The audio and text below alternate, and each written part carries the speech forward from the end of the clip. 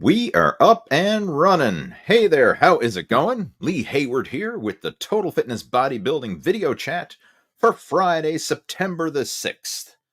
Hopefully, you're doing good. I'm having a great day. And this week is the whole back to school week for us here in Canada. So, been a busy week for us at the Hayward household. Getting my little man all set up and back to school again. And that means transitioning now from summer schedule into fall schedule. And I know in that transition, very often there's going to be some changes, not only with lifestyle, but with your fitness routine as well. So that's something that we could certainly talk about during today's video chat. But I just want to welcome everyone as they're popping on board here today. And as you're tuning in, first off, let me know if this is coming through loud and clear. I always want to do a little audio video check, make sure it's coming through loud and clear on your end.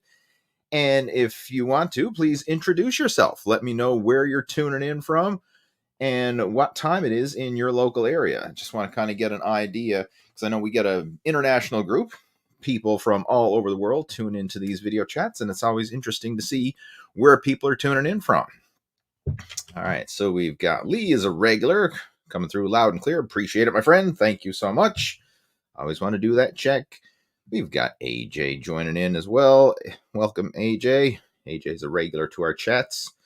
And if you're a regular, welcome back. And if you're brand new, I want to welcome you. It's always nice to have new people tuning in to our video chats. And one thing I find is usually every week, I always usually get some people say, I love watching the replays, but I finally was able to tune into a live chat. So if that is you, if you're tuning in live right now, let us know. Type it into the chat window if you're watching on YouTube, or if you're checking this out over on Facebook, because we are streaming simultaneously from Facebook as well as YouTube. Let me know whether it's in the comments or in the chat window. We have David joining in from Long Island. Welcome, David. Glad to have you joining us. Jeff joining in loud and clear in southeast of Charlotte, North Carolina. Awesome. Welcome. Glad to have you joining in.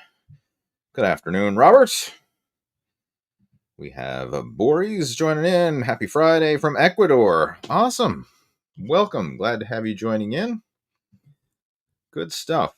So as people are popping on, I just want to kind of let you know how this video chat works. I mean, obviously, if you're a regular, you know the rigmarole. But if you're brand new, I want to kind of give you the rundown of how this works. So I'm going to be hanging out here for the next hour, answering questions and topics of discussion that you have related to fitness and nutrition, health and wellness, any specific challenges that you may be going through with regards to your workouts, with your eating plan, with building muscle, with losing body fat, specific training challenges that you're working around. Maybe it's something to do with mobility or working around injuries or anything along those lines. Feel free to type in any of your health and fitness related questions into our chat window, and I'll do the best that I can to help you out over the course of our video chat. And again, we are streaming from the Total Fitness Bodybuilding YouTube channel, the Total Fitness Bodybuilding Facebook page, and if you are on either one of those platforms, you can type into the questions in the comments section, and it'll come through here on my end. Who else we have joining in? We have Joel joining us. Says, hey, Lee, tuning in live for the first time from Newfoundland, Canada. All right. He's a local guy. Welcome. Glad to have you joining, Joel. We recently connected on Facebook. Absolutely. Good stuff. Glad to have you tuning in. All right. AJ, I think, has a question here. Would you advise starting a fitness channel and making content for social media, even if you haven't got the best physique out there in comparison to others?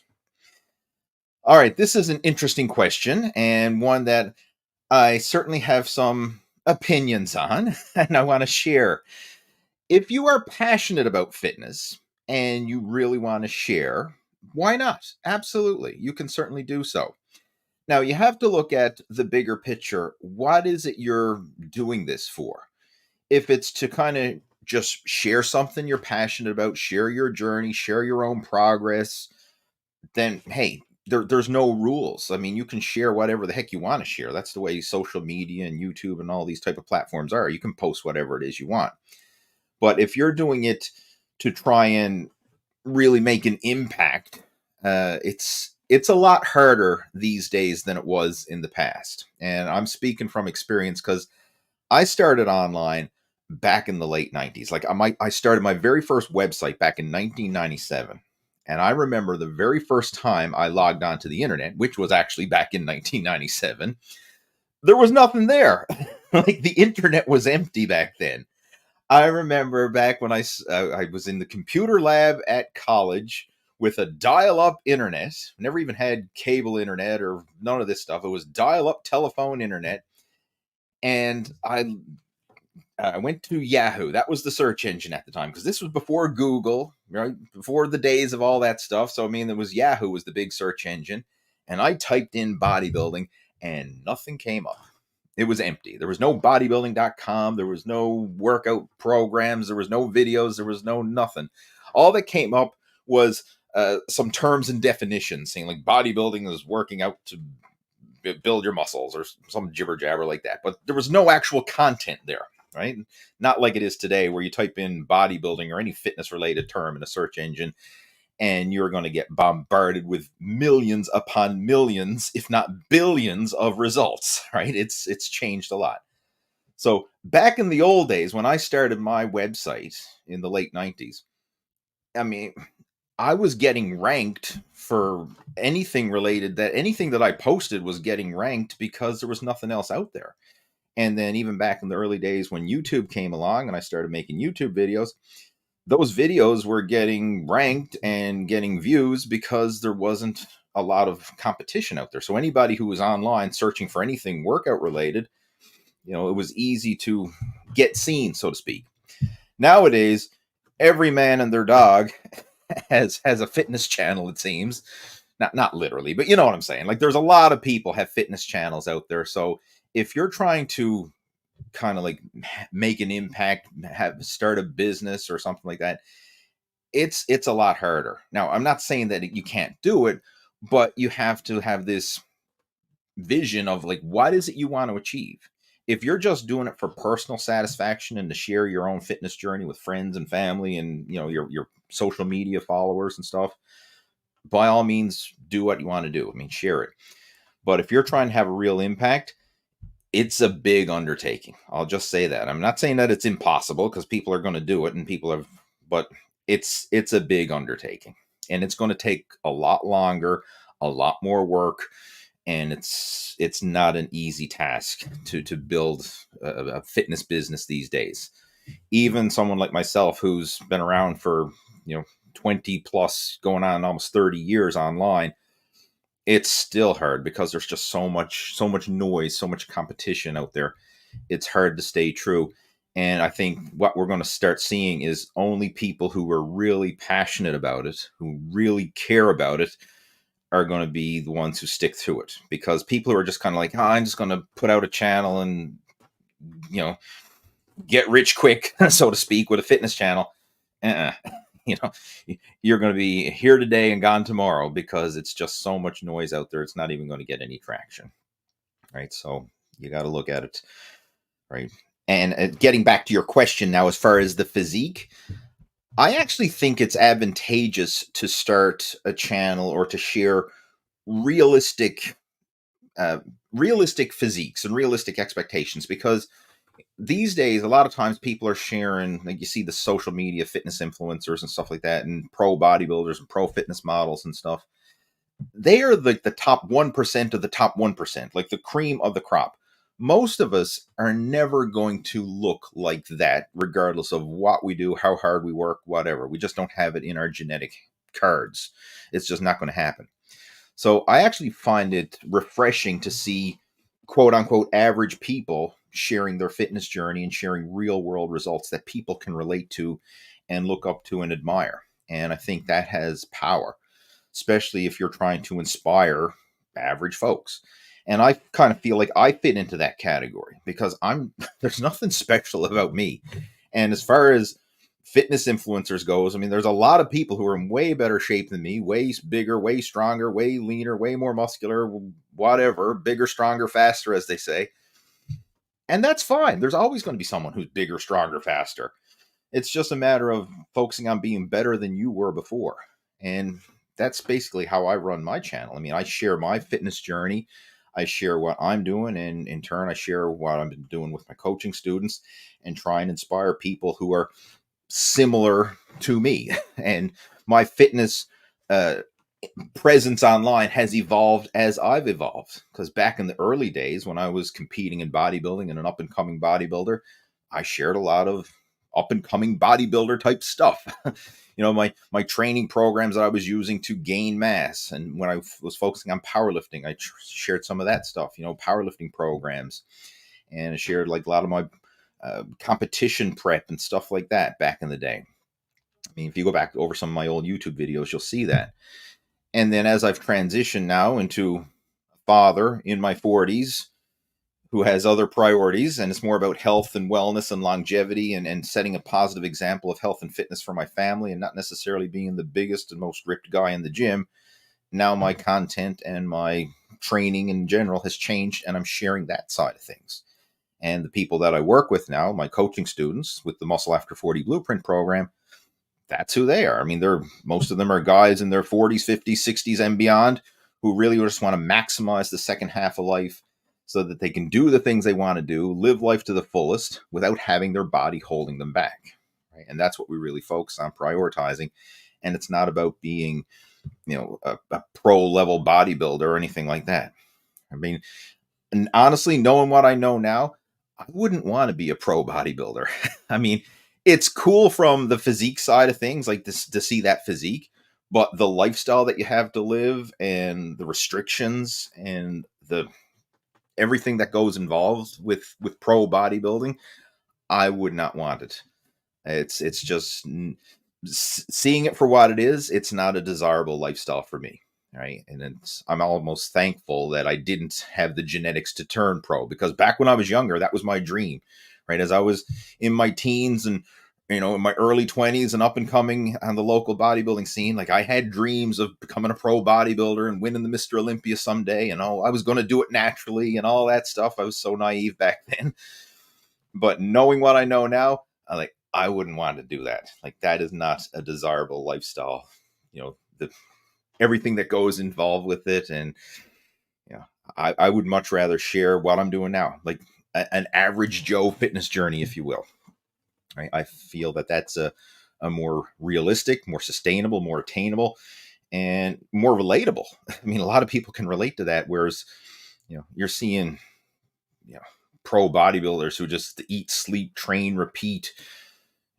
I mean, a lot of people can't relate to that, and it's not something that the average person would even aspire to. I mean, it's cool to watch it as a fan, but it's not a practical thing to aspire to for your own fitness goals. So, again, if you want to do it, go for it. All right, but I'm just sharing the way it is. I mean, it's probably not going to go viral and go huge right off the bat. I mean, I'm not saying it never will, but in order to take it to that next level, it's going to be a hell of a lot of work. And I'm talking like years and years of work, posting up dozens upon dozens, if not hundreds of videos, and getting like peanuts views and stuff like that, and just trying to get that initial traction. It can be frustrating. So if you're willing to go through that and kind of embrace that slow curve of growth and still stick to it, then you might have a shot at actually making something of it.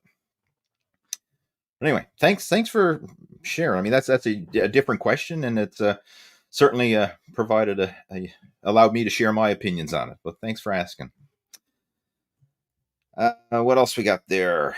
Joel's got a question. How do you feel about length partials? Have you experimented with them before, and what results did you see?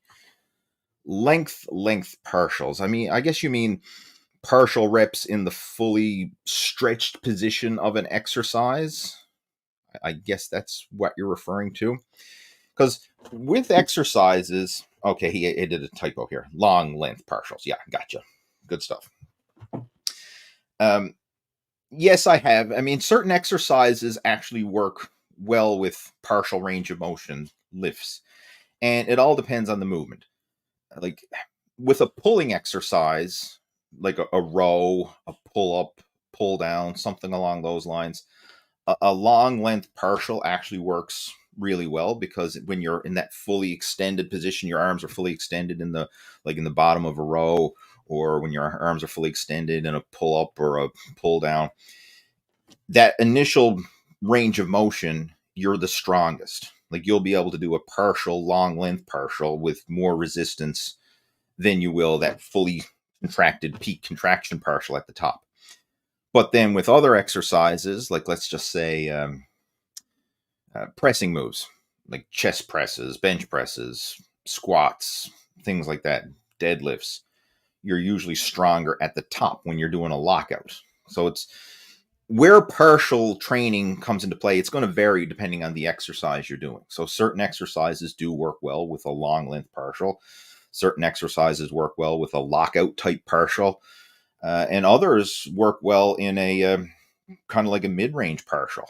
So it really depends. But the whole idea of the partial range of motion is it's just another way to overload the muscle, right? It's an advanced strategy, something you can certainly experiment with if you're a more advanced lifter and you're trying to take things to the next level. But for the average person, and I'm saying like 90+% of the people at the gym, just regular full range of motion reps, training to positive muscular failure is plenty, right? You will get adequate muscle stimulation from that. But if you're, again, at that advanced level and you're looking to kind of like push things to that next level and kind of spur on some unique muscle growth, then you can certainly incorporate partials. I mean, I used to do different partial workouts when I was, especially when I was training for powerlifting. Like, I used to do a lot of lockout work to strengthen the top end of the bench press, top end of squats and deadlifts, to strengthen those areas and to overload the muscles, because you can handle much heavier weight and kind of condition the joints, tendons, and ligaments to handle heavier weight.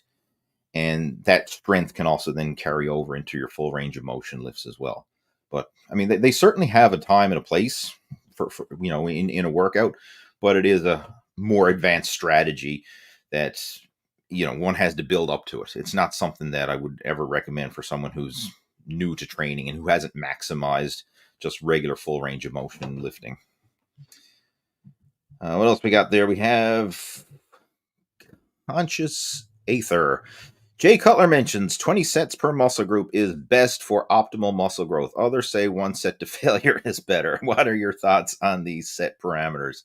It depends. It depends on the person, what they're training for, their level of experience, yada, yada, yada, yada. Both are the extremes. All right. 20 sets per muscle group is like, that's really freaking high volume. And that whole 1 set to failure, that's the other extreme end. Most people are going to be much better off somewhere in the middle. And again, as far as what's the best, it's a pet peeve of mine, this question, what is the best? Because the best for who? Like, if I'm talking to say like a teenager who just joined the gym, never lifted weights before, the best workout for him is going to be totally different than if I'm talking to a competitive bodybuilder who's got 10 years of training under his belt and he's trying to peak for a competition, which is going to be different than if I'm talking to a competitive powerlifter who's got 10 plus years of training under his belt and he's trying to peak for a powerlifting meet. Then that's going to be different than if I'm talking to a 50-year-old office worker who's been on and off again for the last 20 years, but now he's 50 pounds overweight and wants to lose his gut and get back in shape. Like, they're all different scenarios. So like, you can't just say there's one best program for all these people, right? You have to tailor it to the individual, their fitness level, their work capacity, their goals, yada, yada, yada. I mean, there's no one size fits all for all this. That's like trying to say there's one job is the best job for everybody in the world. Right? Like, of course there's not, right? Certain people have skills that are better suited to one job than another. Trying to say that everybody should do the same job and that this is the best job, that's ridiculous, right? Just the same as trying to say that one workout or one set and rep pattern is the best and everybody should follow it. I mean, I think that's ridiculous. So what would I recommend? Somewhere in the middle, right? 20 sets per body part is the extreme high end for bodybuilding, but most people would need to build up to that. I mean, that's a lot, right? I would probably, in my workouts, maybe do 20 sets per week, right? Now, if you're training each muscle group once a week, maybe you could get away with it if you're doing like a bodybuilding bro split. If you're doing some sort of like a push pull legs or upper lower rotation or even total body workouts, you could break that up and do 20 sets per muscle group maybe over the course of the week. But I certainly wouldn't recommend it uh, per any more than 20 sets per week total volume. That's probably the cap that I would put on my personal training. And the one set to failure thing, I'm not a fan of that. I mean, yes, some people make it work, but the risk to injury, the risk to reward, the risk of injuries is like it's not in your favor. I think most people would be much better off doing more sets, more time under tension, learning better technique, getting a better mind muscle connection than this whole idea of just that one set to failure, right? And the crazy thing is, like Mike Mentzer was the one who really advocated this whole one set to failure back in the day, but like the truth is, like that was to sell a program, like that was his unique novelty idea, and it worked brilliant for him because he sold a shit ton of programs. But if you talk to people who actually knew Mike Mentzer when he was alive and actually trained with him, like he didn't actually do one set to failure to build his physique. He did more traditional bodybuilding workouts with multiple sets. This was kind of like a fad program that he kind of put together in the later phases of his career. And I'm sure he did probably go through some phases with it, but that's not how he built his physique. Like he built his physique with a more traditional bodybuilding program using multiple sets per exercise, multiple sets per muscle group, not just this one set to failure. Right. So you got to take stuff with a grain of salt, right? Just because somebody says it doesn't always mean that that's exactly what they did. Right. It's like when you look at you're seeing Men's Health magazine and they're saying, oh, this is so and so's movie star workout. Like, take that with a grain of salt, right? That's all sizzle to sell the magazine, not necessarily what that person actually did. Or maybe they did do it, but they only did it for like a few weeks or something. But it's not like their core program that they've been following to build their physique for years and years. So all I'm saying is take all this stuff with a grain of salt, right? All right, what else we got there? We've got David joining in. Welcome, David. Glad to have you.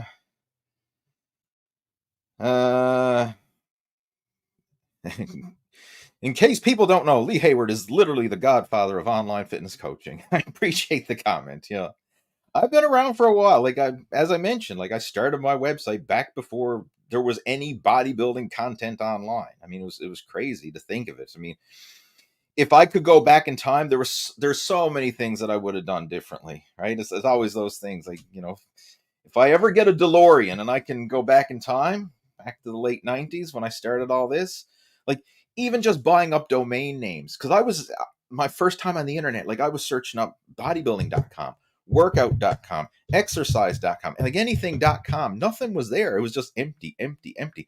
I could have been buying up all these domain names and then sell them later. I mean, there's so many things that I could have done back then that I didn't know any different. I mean, I was just so naive and green when it came to the internet. I had no idea what I was doing. Didn't realize the gold mine that I was sitting on top of. All right. So if I could ever go back in time, I'd change a few things. That's for sure. All right. What else we got there? Danny's joining in. He says, why do you think cardio and fruit get such a bad reputation among the online fitness industry? Cardio and fruit. That's an odd combination, right? It, it depends who you're talking to, and it also depends on what area of the fitness industry you're in. And this is something I've really come to appreciate in recent years because, as many of you know who follow me regularly and are friends with me on Facebook, like over the last several years, I've gotten more serious into cycling, and I even compete in some local road races and cycling events and stuff like that. I've done several local races, and I enjoy it. It's a nice change of pace from bodybuilding. It's like getting outside on the bike. It's so much more fun and refreshing than being stuck in a sweaty gym. Right? Now, don't get me wrong. I still love the gym. I still go to the gym and everything else. But as far as enjoyment, I would much rather spend a day out on the bike in the fresh air and just going on some big bike ride adventure than spending a couple hours in a gym. Just that's just me. I mean, because I've spent, you know, 30 years in the gym working out, and for me, it's just a lot more fun to get outside and enjoy the adventure of. So that's my form of cardio now. And I've gotten around a lot of endurance athletes as a result of that. A lot of the people that I ride with, they're competitive cyclists or they're competitive triathletes or whatever. And they have like this complete different mindset. Like a lot of those people look at weight training as, ugh, like, why would anybody want to do that? You'll just gain extra muscle weight and it'll slow you down and it'll make you sluggish on the bike and blah, blah, blah. Like, why would anybody want to do that? So they kind of like, there's two different schools of thought. So, when you're talking to the gym bros, they're probably going to look at cardio as a negative, or you don't want to do cardio, you're going to lose your muscle and get all skinny. And then you talk to the hardcore old school endurance athletes and they're the complete opposite. Oh, you don't want to do weight training, you'll be slow and muscle bound. And the reality is we need both. Like when you look at top level athletes now, they're doing strength training, they're doing cardio training, they're doing flexibility and mobility, they're trying to train for the total package. Obviously they're going to prioritize whatever their chosen sport and discipline is, but they still incorporate the best of all different styles of training. So the whole idea of cardio getting a bad rap, that's just an old school myth. Like people saying, oh, don't do cardio because you're going to lose muscle and get skinny and yada, yada, yada. That's a crock of shit. It really is. Like, prime example, look at all the pro bodybuilders that you see. I mean, most of them do cardio. And a lot of them do a lot of cardio when they're getting ready for shows to diet down, to try and strip off that body fat. I mean, many of them are doing an hour or more cardio a day to get lean, and they're still huge. They're still ripped and they're still muscular. So it's that old school thinking of cardio is bad. That's just an outdated myth that needs to be busted. I think it's already been busted, but it's still floating around out there. As for fruit, that's the whole fructose thing. And a lot of people think, oh, fructose is bad because you hear high fructose corn syrup and all the fructose people consume from like soda pop and things like that. And people saying, oh, fructose is bad. Fructose is bad. Excess fructose is bad, but fructose in moderation is not bad. And if you're looking to get moderate amounts of fructose for energy, fruit is a great choice. Like I would much rather see someone eat a piece of fruit than drink a sugary soda pop or eat junk food or whatever. So again, it's just another myth out there. Like a lot of people think, oh, fruit's going to make you fat, or you're not going to be able to lose fat if you eat fruit. It's calories in, calories out at the end of the day. That's it. Regardless of where those calories come from. I mean, it's calories in, calories out at the end of the day. That's the most important thing. The next thing is where those calories are coming from. Obviously, your macronutrient split and the quality of food choices you're consuming. But fruit is a natural one ingredient food. It's healthy. I mean, I consume it. I eat several pieces of fruit a day. And if I'm really active, I'll eat more because it's a great source of healthy, single ingredient carbohydrates. So when I'm doing big days on the bike, I'll eat fruit. I mean, it's a great source of carbohydrates to help replenish glycogen stores, especially liver glycogen, because that's what fructose does. It helps to replenish liver glycogen. And that can certainly help keep your strength and energy up. But again, it's just one of those things that gets misinterpreted, from a lot of the media stuff. People are thinking that the fructose that you get in an apple or a banana is the same as the high fructose corn syrup that you get in like sugary junk food and soda pop and stuff like that. And it's not the same. It's not the same. And it's not near the same volume. Plus, when you're eating fruit, you're also getting the vitamins, the minerals, and the fiber and all that, which is slowing the absorption and limiting the amount that's consumed. So it's a big difference for sure. All right, Neil's joining in. Welcome, Neil. What's the best rep range to build muscle without cardio as a limiting factor? 12 and beyond is very tiresome on deadlift, squats, split squats, lunges. Your thoughts? Yeah, I totally understand what you're saying. Yeah, when you're doing high rep squats, deadlifts, I mean, don't get me wrong, they can be very effective for building muscle, but they are very tiresome. I mean, it requires a lot more effort, but with that effort can also become really good results. Like when I look back over my training, one of the best programs that I ever followed for just pure size and strength gains was the 20 rep squat program. For those of you who've been around a while, you probably recall that one. Iron Mind wrote a book called Super Squats, which basically really made that program popular. I think they published that back in the late 80s, Super Squats, which I actually have a copy on my shelf. This one. Yeah. This basically the 20 rep squat program.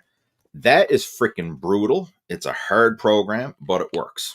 All right. So if you're looking, like, you go online or go on Amazon, you should be able to get that. I think it's a must read. Anybody who's an iron, a fan of the iron game should have a copy of this and read. It's a fun read. It's a lot of old school history, from the iron game legends from back 100 plus years ago. Because the whole 20 rep squat program, like, that's literally been around for 100 plus years now. So it's an old program, but it still works just as well today as it did back then. So you can use that as a muscle building program, but as you mentioned, I mean, it is going to be a very hard and grueling program. But the way I like to look at it is certain exercises work better for different rep ranges. And I actually made a video and a blog post sharing this.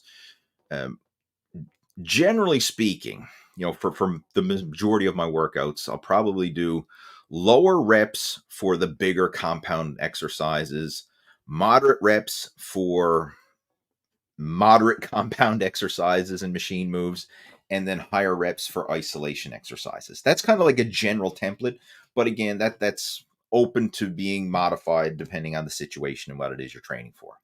So just kind of put some numbers out there.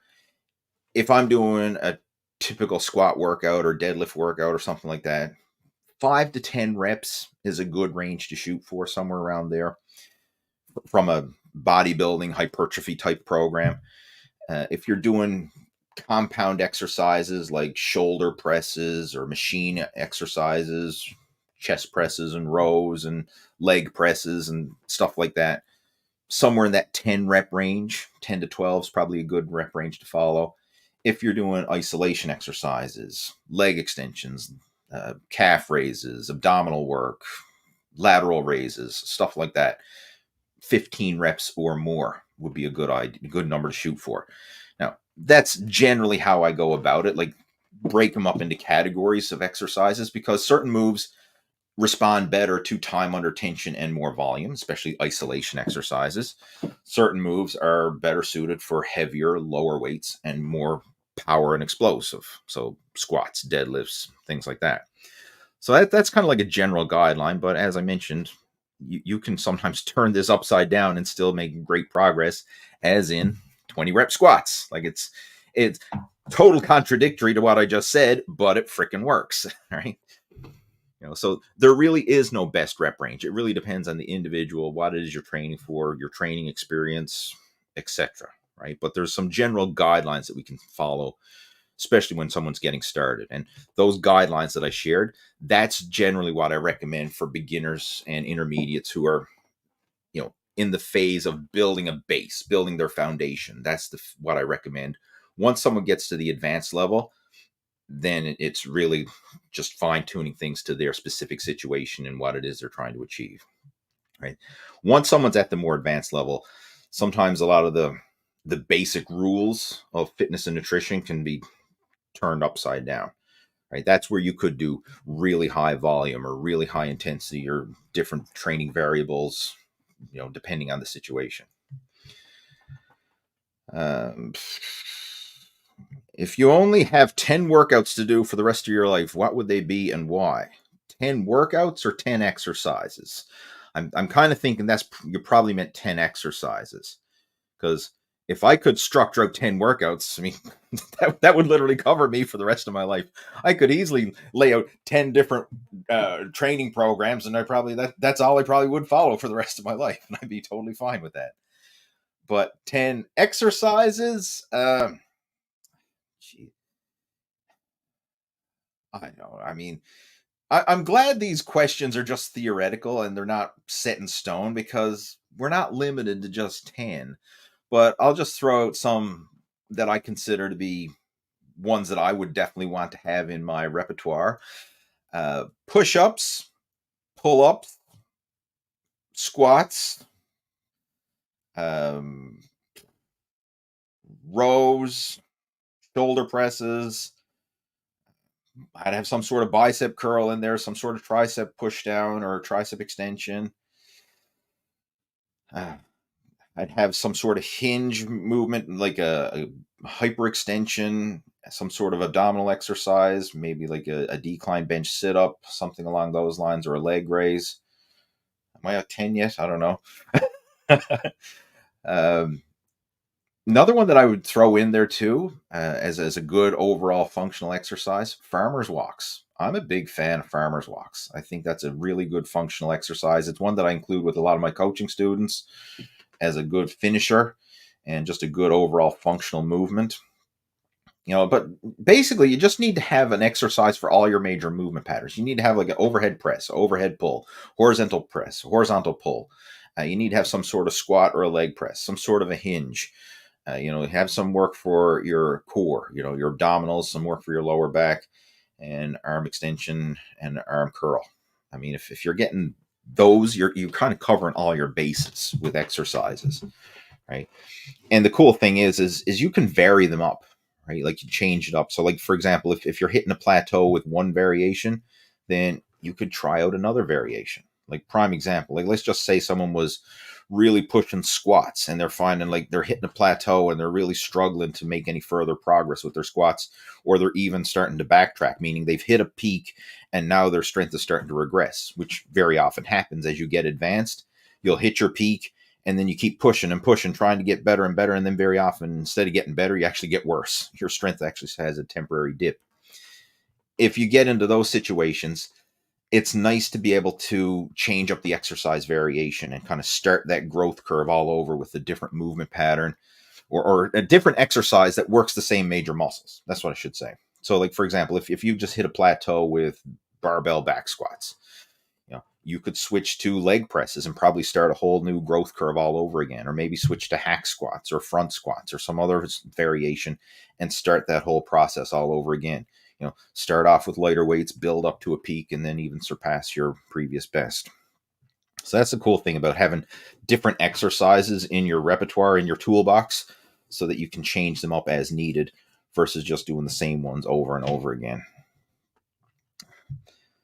What else we got there? Top 3 fitness myths. Well, we kind of covered a couple here. Someone was talking earlier about cardio and fruit. Well, those are 2. I think the biggest ones we got to get in just fitness in general is the whole idea that weight training is going to make you slow and muscle bound, and cardio training is going to make you skinny and lose all your muscle. Like that's a crock of BS. That's just not going to happen. Right. The only way someone is going to get skinny and lose all their muscle is if they're malnourished. That's the key. Because like you could do a lot of cardio, but as long as you're feeding the machine and you're fueling your body and you're still providing training stimulation and getting adequate rest and recovery through strength training as well as the cardio, you can still build muscle. I mean, prime example, look at every pro bodybuilder out there. Virtually all of them do cardio, and the guys are getting bigger than ever. So the cardio is not causing them to get skinny and lose all their muscle. Right? So that's one myth for sure. And then, as I mentioned, the flip side of that, you're getting into the endurance world. A lot of the endurance athletes say, oh, don't do strength training because it'll make you slow and muscle bound.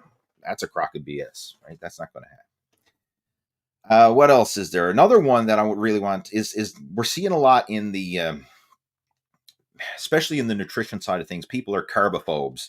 Everyone thinking you got to cut your carbs, or carbs are bad, and then we've seen all these keto and carnivore diet plans where people thinking, if I just eliminate carbs, then everything is great.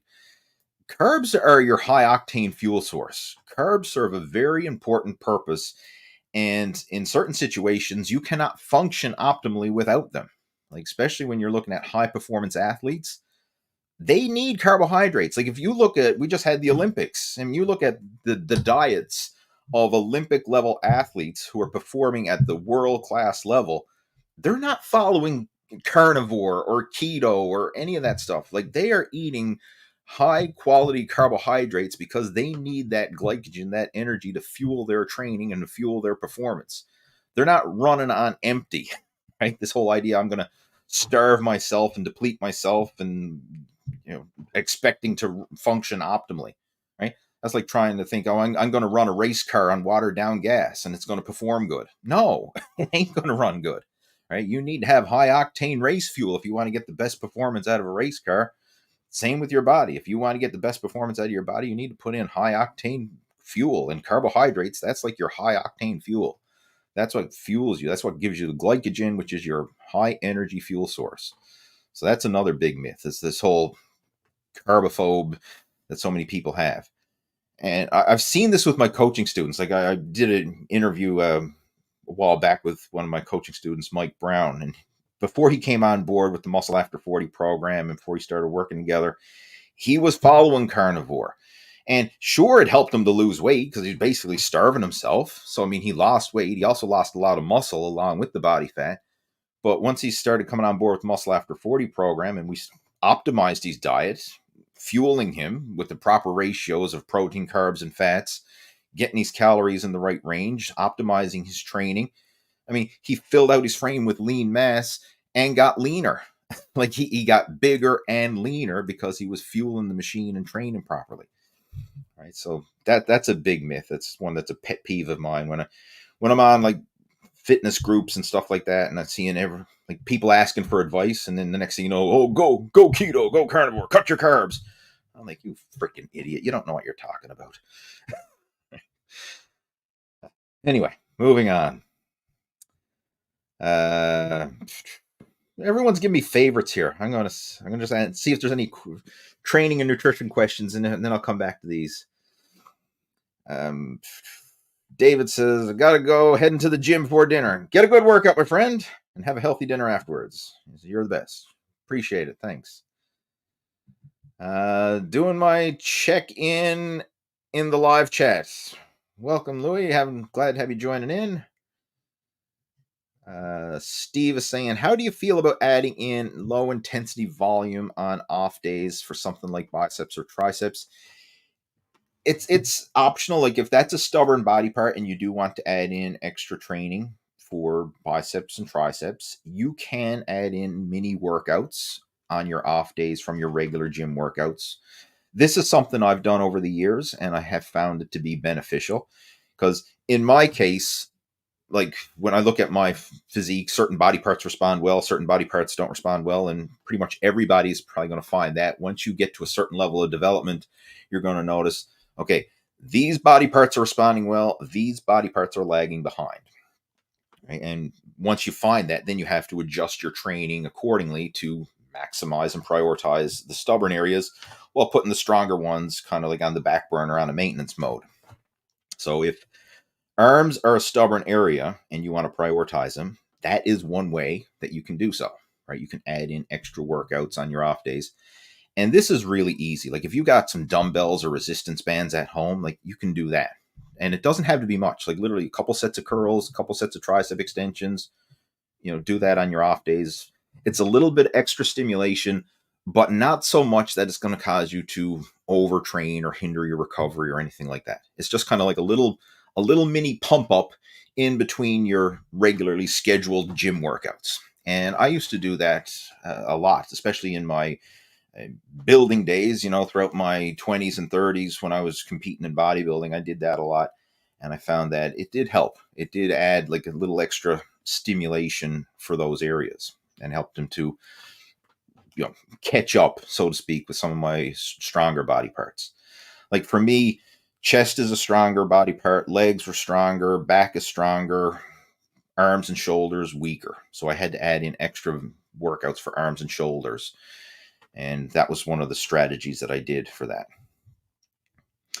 But the key is listen to your body. And what I mean by that is, if you start to feel extra sore or extra tired, or you start to get aches and pains like tendonitis or elbow pain or repetitive movement strain, scale back on those mini workouts. But as long as you're feeling good, like you just go in there and say, do a little pump up for the biceps, a little pump up for the triceps. If as long as it's not hindering your mobility and your function, and it's not hindering your workouts in the gym, then keep doing it, keep going. But if you do feel that it's a little too much and you need to scale it back, then just do so. And you can play it by ear, day by day, right? Because a lot of times people think that I have to do something every single day, and that's no, you don't. If you feel good, do it today. And then tomorrow, reevaluate again. Hey, does it feel good? Can I do it? Okay. If it feels good, then do it again, the next day. But then if it doesn't feel good, or you feel like, hey, my arms are a bit sore because I've been adding in extra volume and along with my gym workouts, then maybe I'm not going to do it that day. I'm going to let them have some extra rest and recovery time. And be willing to make that adjustment in the moment rather than having this strict, I have to do this every day type of thing, right? Like that's stupid. You got to listen to your body and give it the rest and recovery that it needs, and then just adjust it accordingly. CJ is joining in. Says, Lee, what advice would you give a lifter that can't get past the idea more is better? I try to follow a plan, end up adding 4 to 6 chest exercises, not on the plan. So I'm doing 20 sets of chest versus 8. Then my workouts end up looking different every week. I have been lifting for 2 years, never followed a plan for more than 3 weeks. Okay. You got to have some self-discipline and self-restraint and literally follow a structured plan. If you're having trouble with this, like with the self-discipline and the accountability and stuff, this is where having a coach in your corner can help, because you'll follow someone who knows the way and can show you the way and is also detached emotionally from your results, because a lot of people find it hard to coach themselves. And I'm guilty of this myself. Like I can relate to this, especially when I was getting ready for competition, because we're our own worst critic. And it's so easy to think, oh, I'm not doing enough. I need to do more. More is better. And you end up overkill. And it's actually setting yourself back. It's not aiding your progress. It's actually hindering your progress. Whereas if you have someone who knows the way and can show you the way and has the experience and can look at things from the outside perspective with no emotional attachment, they can very often guide you and give you solid advice that it's hard to muster up on your own, right? Because a lot of times people end up, it's like self-sabotaging themselves by doing exactly what you said. Like you're trying to follow a plan, but you're doing more, right? And it's not working for you. And then your workouts are haphazard, changing all the time. I mean, if you don't have a structured plan in place, it's hard to monitor your progress, because how do you judge the progress if, okay, one week I'm doing, I don't know what 8 sets of chest, the next week I'm doing 20 sets. And I mean, like, how can you monitor your progress when your workouts are all over the place like that? You need to have a set plan in place and just follow that, and then look for those real world progressive overloads, and seeing that happen in real time. So this is where having a coach can really help. And I've seen this even with advanced lifters. Like this is why virtually every professional athlete has a coach. And it's not that they don't know what to do. Like a lot of people say, well, I know how to work out. I know how to eat right. I don't need a coach. I know what to do. I say, well, if you know what to do, why do you look like shit? Right? Like knowing what to do is one thing. Like everybody knows what to do. Everyone knows I should eat right and exercise. Right? It's like telling someone who's trying to quit smoking, well, I know what to do. I just stopped putting cigarettes in my mouth. Okay, well, if it's so simple, why don't you just quit? It's simple. You know what to do.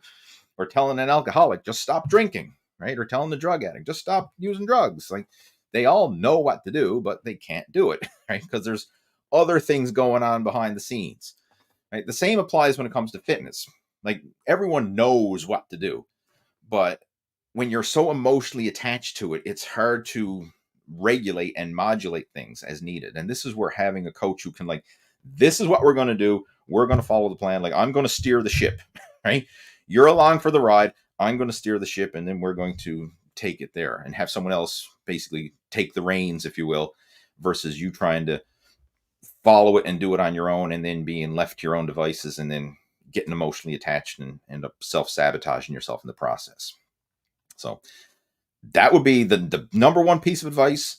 Get a coach and follow your coach's advice on this. And not just any coach, but a coach who's obviously experienced and knows what it is that you're trying to achieve and can help you. Right? Because these days anybody can be a coach, but they're not necessarily a good coach. You can go online and do an at-home weekend become a certified personal trainer with a weekend course that you do online with an open book test. Right? Like anybody could pass that if they just read the book, fill in the multiple choice questions, submit it, pay their fee. Hey, I'm a certified personal trainer, but I don't know jack shit about training other than what's in that textbook. Right? So ideally a coach who has some real world experience under the belt. That's what I'm getting at. That would be my number one piece of advice. If you're not going to get a coach and you want to do it on your own, then you have to just exert some self-discipline here and not be haphazardly varying your workouts day by day like that. You have to get a good solid plan in place and keep it consistent, right? And it's easier said than done, right? I know that. I can relate to where you're coming from, but that's the bottom line, right? You need to get some structure and some consistency there, or else you're going to be just floundering around and usually borderline overtraining versus making progress. And this is something that took me a long time to grasp this, because when I was younger and starting out, I fell into that trap of more is better. And I can remember back in the day, like when I was a teenager, my workout started off like, I was doing an hour-long workout, to start off with. And then after a few months, I said, if an hour is good, then, hey, I'm going to do 2-hour-long workouts and then 3-hour-long workouts. And I can remember, in my late teens doing up to 4 hours at a time in a single workout. And I thought the longer the workout, the better it was. Right. And not realizing that this was totally contradictory and that's not how the body works. And like, I was frustrated. It's like, I'm working out up to 4 hours a day. How come I'm not getting bigger? How come I'm not getting stronger? And then once I got some help with some of the local bodybuilders and who helped me, kind of took me under their wing and they coached me and guided me, I scaled back my workouts to 3 days a week, kept the workout time to about an hour per session. And then I started to grow. And it was like consistent, like clockwork. Once I scaled back and I allowed my body to rest, recover, and grow between training sessions, and I didn't overkill it during those sessions, I just like stimulate and then let it rest, recover, and grow, and then go back in and stimulate, rest, recover, and grow. It was just like, it was amazing. I was like, holy shit, this actually works. I'm actually making progress now. Whereas when I was doing those marathon long workouts, like I was just spinning my wheels and digging myself in a rut and not going anywhere. So, it's not just more is better, right? You got to train smarter, not just harder. All right, what else we got? Jason is joining in. Says, in case when my training is late and close to night sleep, is it effective to use whey protein combined with casein at the same time or meal? Something like whey to restore quickly and the protein synthesis and the casein to sustain it for longer. You can absolutely do that if you want. It's not going to. The most important thing is that you're consuming adequate protein in general. The whole idea of the post-workout window and stuff like that. I mean, I'm not saying that there isn't a time and a place for post-workout nutrition, but it's much smaller and has much less of an impact than we've been led to believe. The most important thing is, are you consistently consuming enough protein over the course of the day in, day out, week in, week out, month in, month out, year in, year out? That's the most important thing, not whether you have a shake right after your workout. Like it's the consistency over the long term.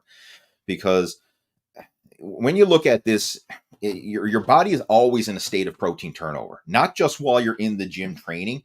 It's in a state of protein turnover all the time, because even the day after your workout, your body's still repairing and building muscle tissue based on the training that you did the day before. So it's always happening. It's always a nonstop process. It's not like it just kicks in right after the workout and then it stops. No, it's happening all the time. So the most important thing is making sure that you're getting enough protein all the time. And however you want to go about that, if you want to have a combination of whey and casein or solid food, it's really up to you. I mean, whatever is the most convenient and whatever you enjoy. One thing I will say, late at night, it's a bit of a tricky thing, because sometimes if you're eating late at night, some people find having a late night meal may actually help them sleep. Some people may find that it keeps them awake. That's something you'll have to experiment with. Like, you'll see what foods sit well with your stomach. And if something like it's causing you to feel a bit gassy or bloaty or sitting on your stomach and hindering your sleep, then maybe you want to avoid that. Like, if you find a protein shake is easy to digest and it's just fine on your stomach and doesn't hinder your sleep, then hey, go for it. Right? That's fine. But that's something, it's really a personal preference, and it's not like a one size fits all answer. Like, I like to have a light meal before I go to bed. I find that that's just enough to take the edge off my hunger, and it allows me to, one, have some protein that's going to release over the night while I'm sleeping. And it also prevents me from waking up in the middle of the night feeling hungry. Because if I wake up feeling hungry, that disrupts my sleep. Whereas if I have a light meal before I go to bed, I usually can sleep through the night pretty soundly.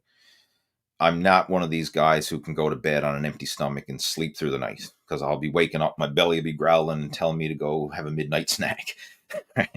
And that's just me. Now, I know other people who are the complete opposite, right? If they eat, that they find that that's keeping them awake, and it's, having food in their stomach doesn't allow them to relax, and they find they sleep better with an empty stomach. So this is something you'll have to try for yourself. Right? That's the one thing that I would be more concerned about than the actual sources of protein, is like, how does that affect your sleep? Because sleep is one of the biggest variables that's going to have an impact on your whole progress as well. Like, you could have the training, you could have the nutrition, you could have it all, like the best workout, set rep pattern, training split, blah, blah, blah, blah. You could be hitting your calories and your macros, good food choices, yada, yada, yada. If your sleep sucks, that's going to be the weak link in the chain. That's going to hinder your progress, right? So you need all these elements in place. What else we got? We're almost at the hour already. Jeez, once I get started with these video chats, it's like time just, I don't know, if it flies. Right? I open my mouth and an hour goes by. What happened? I just swallowed an hour.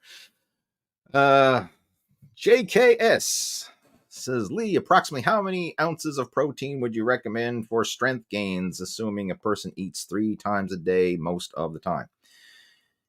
You need to go beyond the ounces and look at the actual grams of protein per the food you're eating, because different foods are going to have different amounts of protein. It's not always the same. All right. So a general rule of thumb, 1 gram of protein per pound of goal body weight per day.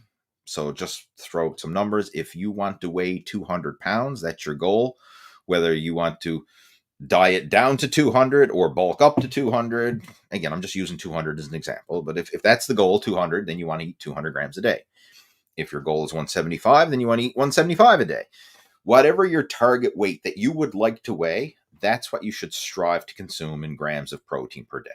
Now, it doesn't have to be perfect. Like, some days you'll eat more, some days you'll eat less, but that's a good general ballpark to be in, right? That's a good, if you can be in that ballpark and stay in that ballpark, you'll be on the right track. And you want to break that up at least 3 times a day, ideally even more, ideally even 4 or probably even 5 times a day, to make it easier for your body to digest and utilize that protein. Now, one thing that I do want to address, the myth of the body can only absorb so much protein per meal, that's been debunked. Like, whatever you eat, your body will absorb. It's going to take longer to break down and digest. So, like, let's just say you ate 175 grams of protein in a single meal. Your body's still going to digest 175 grams of protein, but it's going to take hours to break down and digest that. And it's going to be sitting in your stomach for a long time. Whereas if you broke it down and had, say, like 4 or 5 smaller meals to get your 175 grams, it's a lot easier and quicker to digest. And it's probably not going to leave you feeling as bloated and heavy and sluggish after that meal.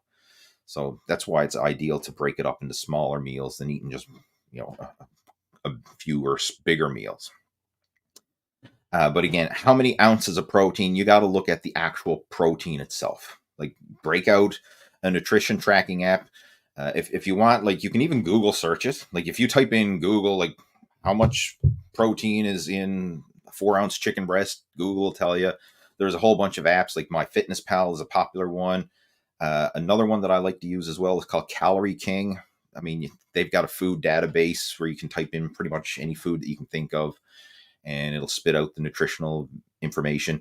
And then it also allows you to choose the variations. Like, are you trying to get the protein grams per cooked or raw food? Because if you have 4 ounces of raw chicken versus 4 ounces of cooked chicken, that's totally different. Like, the cooked chicken is more dense than the raw chicken, so you're going to get different nutritional numbers.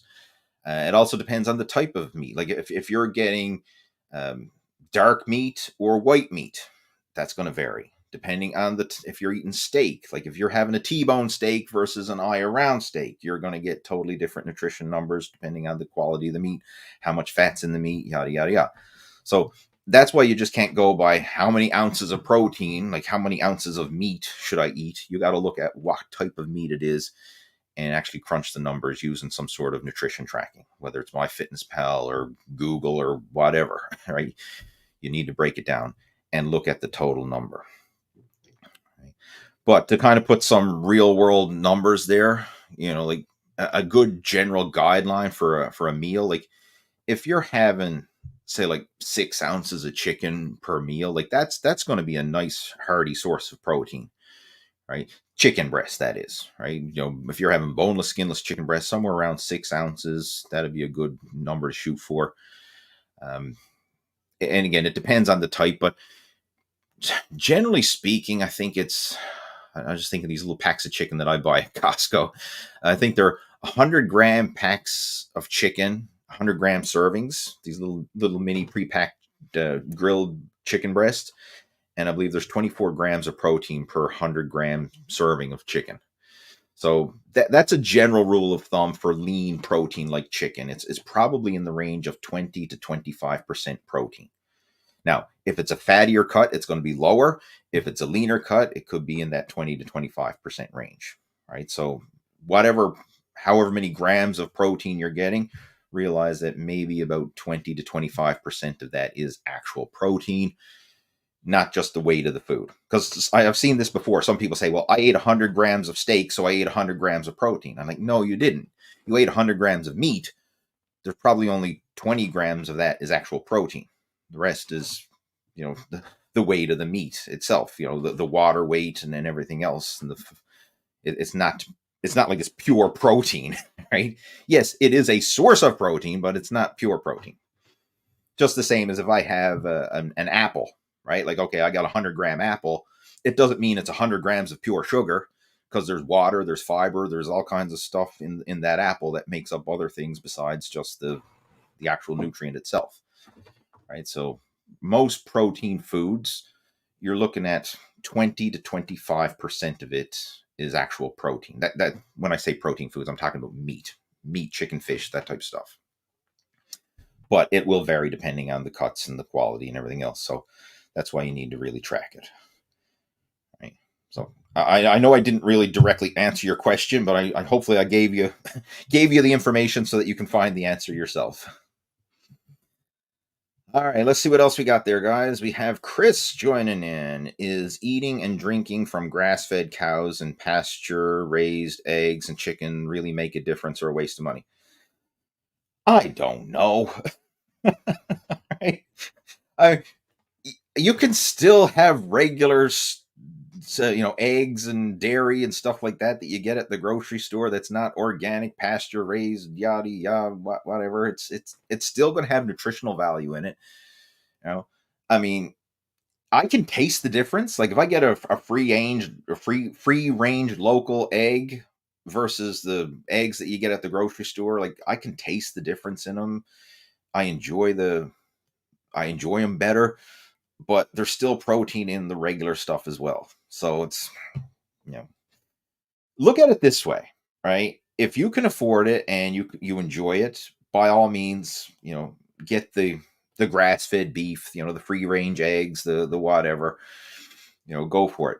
If that is too much, it's you're like, hey man, I'm on a tight budget. I just can't afford to be buying all this, and I can get the regular eggs for a couple bucks a dozen cheaper than I can buy the free range eggs, and money is an issue. Get the regular freaking eggs. I mean, it's still going to have protein. It's still going to have the same stuff, and it's still a heck of a lot better than eating processed junk food. Right? So you got to look at it instead of thinking like good, bad, whatever. Just think on a spectrum. Like it could be better, but it could also be worse, right? I mean, for years I've had regular beef. I mean, because this whole idea of like grass-fed beef and free-range eggs and all this kind of stuff, like that's a relatively new thing. Like when I was growing up, like you didn't go to the grocery store and see organic and free range and anything else. It was just here's the meat, here's the fish, here's the eggs. Like that was it. It's only in recent years you're seeing the organic label, and unfortunately, that's it's a bit of a marketing ploy as well. Like a lot of companies will pay to have the organic sticker on their food because they know, okay, this is going to differentiate us from the competition, and it may or may not be any better. And I've even known of local farmers who do truly have organic or free range or whatever, but they don't label it as it because they're not willing to pay the price that's required to have it labeled as it, because you got to pay a fee to have it labeled as organic or free range or whatever. So when you're seeing the labels in the store, like it's a money game. So bottom line, take it with a grain of salt, and I wouldn't let that hinder you. I mean, if you notice a difference, right? Like for example, like you enjoy a grass-fed steak or you enjoy a free-range egg and it tastes better, and you can afford it, go for it. If not, the regular stuff is fine. All right, what else we got? We're going to get ready to clue this up very soon because it is getting late here now. But I'm just going to scroll through. What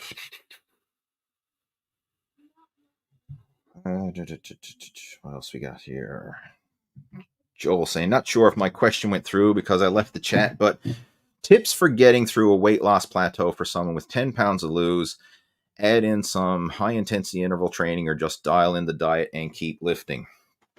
The diet is going to be the make or break. I mean, you could increase your activity, but the kicker with increasing activity is it often increases appetite as well. And so there's a fine line here. If you are going to increase activity, I would look for ways to add in gentle forms of activity to just bump up your overall calorie expenditure without dramatically increasing your appetite. And I'm going to use myself as an example for this. Like, as I mentioned earlier in the chat, I do a lot of cycling, and I've done several races and big events and stuff like that.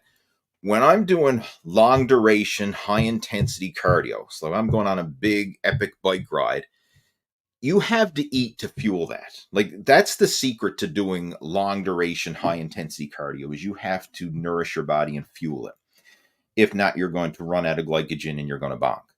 So very often when people do more, they eat more, and that can kind of cancel things out from a weight loss point of view.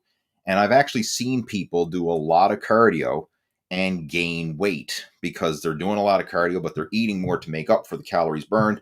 And they're either not losing weight or in some cases actually gaining weight. And me, I shared this with our coaching group this past week.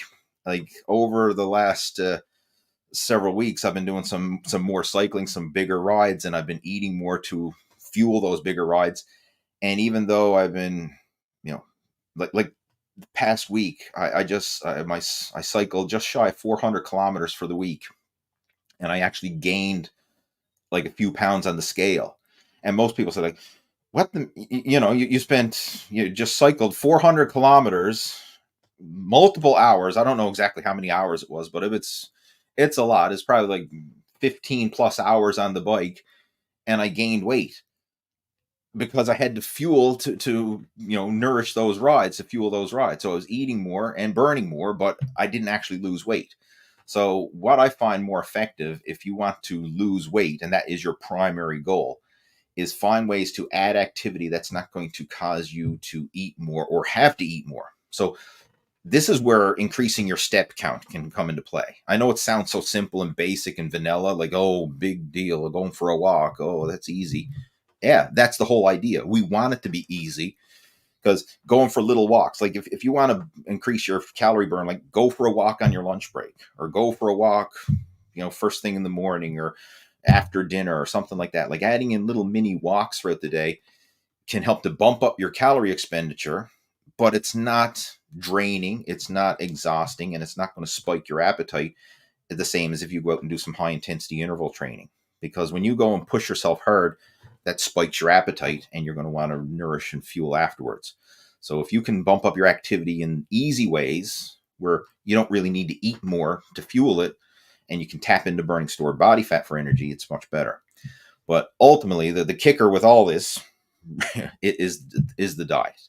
Like, you can get lean and lose that 10 pounds without doing any cardio, as long as you're in a calorie deficit, right? Like that's the end of the day. That's what matters, is calories in, calories out. And it depends on the individual. Like, some people find doing a lot of cardio actually makes them hungrier and makes it harder to stick to a low calorie diet. And I'm kind of in the middle. I like doing moderate amounts of cardio, but I find if I do the high intensity, long duration cardio, and when I say long duration, I'm talking about like endurance cardio. I'm not talking about like an hour long session in the gym or something. To me, like an hour of cardio is short, right? Because when I go out for weekend long bike rides, I'm sometimes gone for 5-6+ hours at a time or more, right? So, like, to me, an hour of cardio is, oh, that's only an hour, right? It's here today, like, that's something you can do on your lunch break. It's only an hour. But when I'm talking about big cardio sessions, I'm talking about like multi-hours, right? And then when I'm doing those multi-hour sessions, I got to eat to fuel them, and it actually cancels out the calorie or the calorie deficit in that sense. And to put things in perspective, when I would be getting ready for bodybuilding shows, my cardio would be walking primarily, and weight training would be my two forms of exercise. So the number one form was weight training to build muscle and to maintain muscle so that you're not losing it while you're losing body fat. So like in the early phases of a contest diet, for example, you'd probably still be gaining muscle. In the later phases, you're just trying to prevent muscle loss, because as you get leaner and the calories get lower. And then to supplement that, I would just do walking, low intensity walking, and not so hard that it would spike my appetite or anything like that. Like, I wouldn't be doing HIIT intervals or sprints or anything like that. Just weight training and walking and keeping the calories in check. And I found that worked really well. But if I do the high intensity cardio, it actually spikes my appetite. I end up wanting to eat more, and I usually do eat more, and that cancels out the weight. Right? So you got to look at what's going to work better for you, right? Because it's a fine line, right? And if you find doing less cardio makes it easier to control your appetite, then go for it. Like, actually, one of my coaching students that I'm working with now, Mike Brown, he's getting ready for a competition. He's like 2 months out from a show right now. He's not doing any cardio, just diet and weight training. And his diet is spot on. His weight training is consistent. And he's so lean at this stage because he's been basically started his fat loss program, if you will, back in January, and just ever so slowly whittling away the body fat. Like, he didn't need to do cardio to get lean, and he just focused on weight training and just the diet. But I mean, he's visible 6-pack abs, single digit body fat, and I mean, he just getting ready to dial it in. And there's no need to do cardio, because at this stage, just risk muscle loss and would also increase his appetite. Right, so it really is a fine line, but you got to be careful with it, because cardio doesn't always equal weight loss.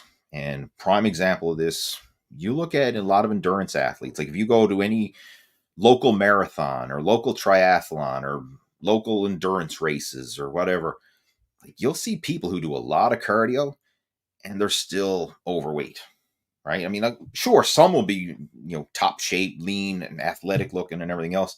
But a lot of the weekend warriors, if you will, a lot of them are still overweight. And it's not that they're not burning the calories, it's that they're burning them and then consuming a lot in excess afterwards.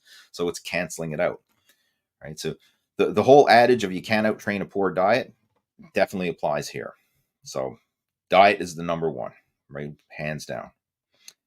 All right, guys, I'm going to get ready and clue it up. I know there's still a bunch more questions coming through, but I obviously time is limited, so I don't have time to go through them all. But if there's anything that you would like to discuss with me, like maybe I didn't get around to answering your question during our video chat, but if you would like to reach out to me personally, you can certainly do so. I got my contact information down in the show notes below. You can friend me up on Facebook and send me a private message there, or you can send me an email. Again, my email address down there. It's leeh@leehayward.com. And if you would like some help with a customized training and nutrition program, feel free to reach out to me, right? I mean, like, we have a whole system in place, the Muscle After 40 Blueprint program, and it is a complete step-by-step training system along with the training, the nutrition, the accountability, and the support all laid out for you so that you can make your fitness goals a reality. And if that's something you're interested in, reach out to me and I'll see if you're a good fit to come on board with that. All right. I think that's it for me. Have yourself a fantastic weekend, and I look forward to talking to you the same time next week. Take care. Over and out.